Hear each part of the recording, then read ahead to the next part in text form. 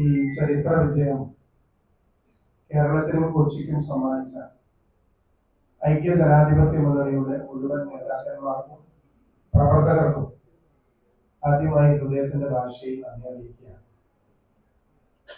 കേരളത്തിലെ തദ്ദേശ സ്വയംഭരണ സ്ഥാപനങ്ങളിലേക്ക് നടന്ന തെരഞ്ഞെടുപ്പിൽ ബഹുഭൂരിപക്ഷം സീറ്റുകളും പഞ്ചായത്തുകളും മുനിസിപ്പാലിറ്റികളും കോർപ്പറേഷനുകളും തിരിച്ചുപിടിക്കാൻ കഴിഞ്ഞത്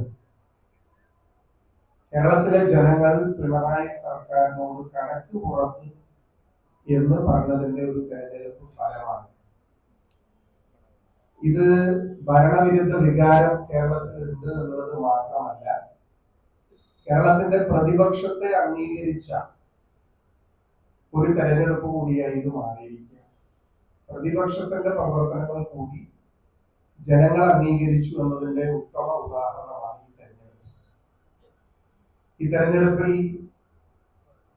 നിരന്തരമായി ഞങ്ങൾ ഉന്നയിച്ച വിഷയങ്ങൾ കൊച്ചിയുടെ സാമൂഹ്യ പശ്ചാത്തലത്തിൽ അത് ജനങ്ങൾ വലിയ പ്രതീക്ഷയോടുകൂടി ഏറ്റെടുത്തു എന്നുള്ളതാണ്.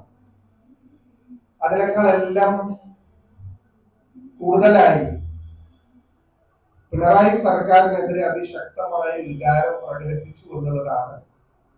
തീരദേശത്തെ ചെല്ലാനം പോലുള്ള, കടമക്കുടി പോലുള്ള പഞ്ചായത്തുകൾ UDF ഭരണം തിരിച്ചു പിടിക്കുമ്പോൾ, കോൺഗ്രസ് ഭരണം തിരിച്ചു പിടിക്കുമ്പോൾ ഞങ്ങൾക്ക് മനസ്സിലാക്കാൻ സാധിക്കുന്നത്, ആ വോട്ടിംഗ് പാറ്റേൺ സൂചിപ്പിക്കുന്നത് ജനങ്ങൾ എത്രത്തോളം അസംതൃപ്തരാണ് പിണറായി സർക്കാരിന്റെ ഭരണത്തിന്റെ കീഴിൽ എന്ന് നമുക്ക് മനസ്സിലാക്കാൻ സാധിക്കും.